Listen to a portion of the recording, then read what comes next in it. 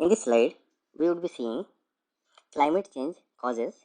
So as a part of this, we would be understanding the concepts related to energy balance, then concept related to greenhouse gases and what are its impact, and also impact of human development on carbon dioxide and other greenhouse gases and aerosols. Now to start with, we have to understand that what is the source of Earth's energy. So the source of Earth's energy is sunlight, and Earth receives about 340 watt per meter square of energy, of which so this energy is mainly visual radiation, and uh, this is not uniform number that Earth receives uniformly 350 watt per meter square. So this may vary over a period of time also, and this is the global and annual average, and it may vary from one area to different area. Now of this 340 watt per meter square, about 30% of the incoming sunlight is reflected back to space. So 30% is reflected back to space. So we receive only or we observe only 230 watt per meter square of sunlight. Now this is a very important concept which you should understand, that the amount of sunlight which gets absorbed, so equal amount gets reflected back to space, and the radiation which goes back to space is in the form of infrared radiation, and we will call this as heat.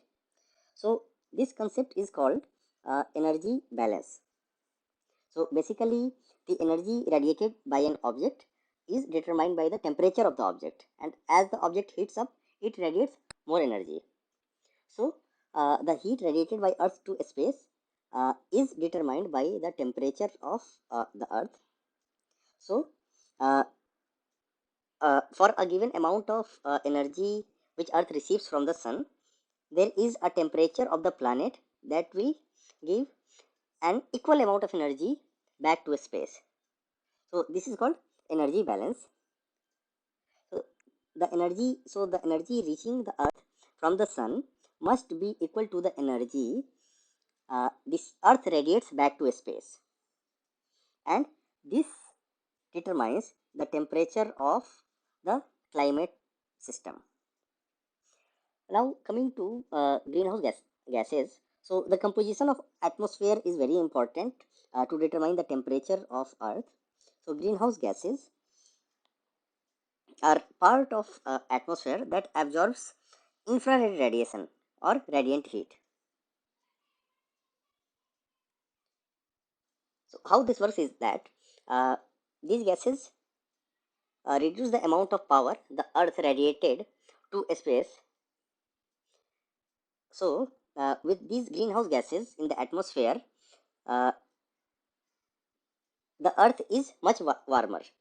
So a planet which has got greenhouse gases is much warmer as compared to a planet which is not having any greenhouse gases, and this is called greenhouse effect. So the warming of the planet because of greenhouse gases is called uh, greenhouse effect, because these gases absorb infrared radiation.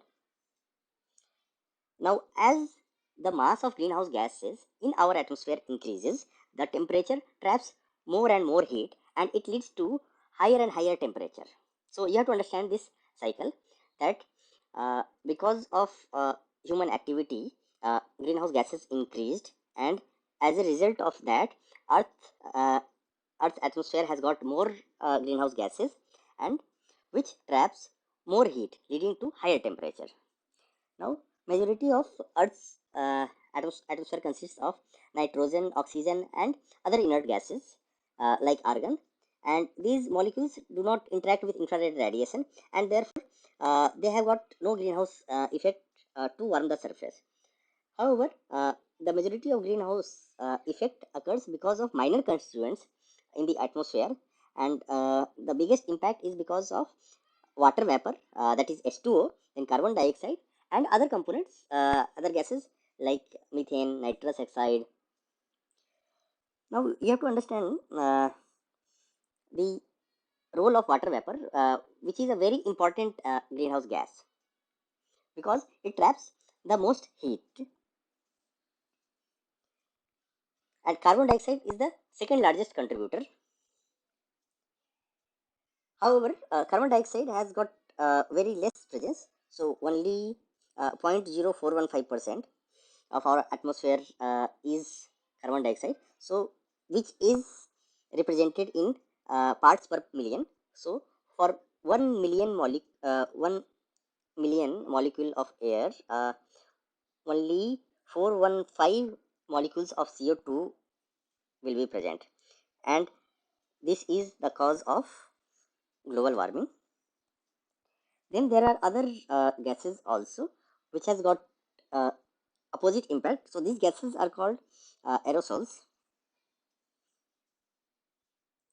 So aerosols generally lead to cooling impact of uh, Earth. So these are aerosols have got opposite impact as compared to greenhouse gases like water vapor, carbon dioxide, methane, nitrous oxide, and halocarbons.